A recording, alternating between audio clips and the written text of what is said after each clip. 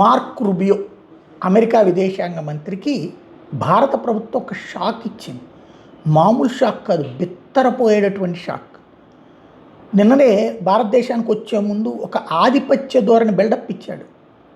Venezuela నుంచి oil కొనమని చెప్పి భారతదేశానికి చెప్దామని వెళ్తున్నాను అన్నట్టు. ఆల్రెడీ వెనిజులా నుంచి కొనుక్కుంటున్నాం మనం.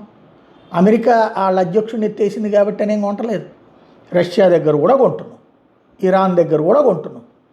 ఈ ప్రపంచానికి డ్రామాలు ఆడేటటువంటి నేచర్ జయశంకర్ లాంటి వాడికి అస్సలు నచ్చదు. ఇక్కడ అమెరికా చేత మనం ఒక సందేశం ఇచ్చాం. ఒకప్పుడు భారతదేశంలో ఎంట్రన్స్ అంటే కలకత్తానే అందరూ కూడా. అట్లా ఒక అద్భుతమైనటువంటి దాన్ని తర్వాత కాలంలో చెడగొట్టేశారు. ఇప్పుడు మార్క్ రుబియోకి కలకత్తాకి రమ్మనమని చెప్పారు, కలకత్తా ఎయిర్పోర్ట్లో దిగమని చెప్పారు. అది తద్వారా బెంగాల్లో బీజేపీ గెలిచాక జరిగినటువంటి ఒక మార్పు ప్రపంచానికి సంకేతం ఇవ్వడం అన్నది ఒక వ్యూహం. రెండవది, ఆ మార్క్ రుబియో రాగానే రిసీవ్ చేసుకోవడానికి మన విదేశాంగ మంత్రి జయశంకర్ టీం అంతా వెళ్తారనుకున్నారు.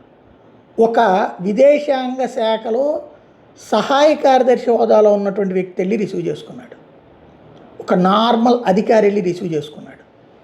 అంటే మిమ్మల్ని మీ రాచరికపు పోకడలు, మీ పొగరుబోతు పోకడలు మాకు వర్తించోరా సన్నాసులు అని అమెరికాకి ఘాటైనటువంటి షాకు స్ట్రోకు ఇవ్వటం భారతదేశం ప్రపంచం మొత్తం బెత్తరపోయి చూసిందనమాట. ట్రంప్ ఫోన్ చేస్తే ఎత్తనోడు ట్రంపే చెప్పుకున్నాడు కదా, ట్రంప్ పిలిస్తే వెళ్ళనోడు ట్రంపే చెప్పుకున్నాడు కదా, మోడీ ఒక్కడే. అదే ఆసిఫ్ మునీర్ని తలుచుకుంటే చాలు పరిగెత్తుకెళ్తాడు. అట్లాంటి సందర్భంలో జరుగుతున్నటువంటి ప్రక్రియ అమెరికాకి ఏదో లొంగిపోవడం కాదు, అమెరికాని ఎలా లొంగ తీసుకోవాలో, లేదా అమెరికాకి ఓ రకంగా చెప్పాలంటే భారతదేశ చరిత్రలో అమెరికాకి ఇట్లాంటి స్ట్రోకులు ఇచ్చినోడు ఎవడూ లేడు. ఇందిరాగాంధీ గురించి ఊహలు సృష్టిస్తారు వీళ్ళు.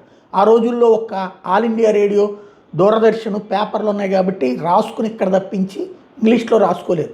అసలు సీన్ ఏంటి, ఆ రోజున 90,000 మంది పాకిస్తాన్ సైనికులు మనకి దొరికిపోతే వాళ్ళని మనం ఏం చేసాం, అమెరికా ఒత్తిడితో అప్పచెప్పేశాం.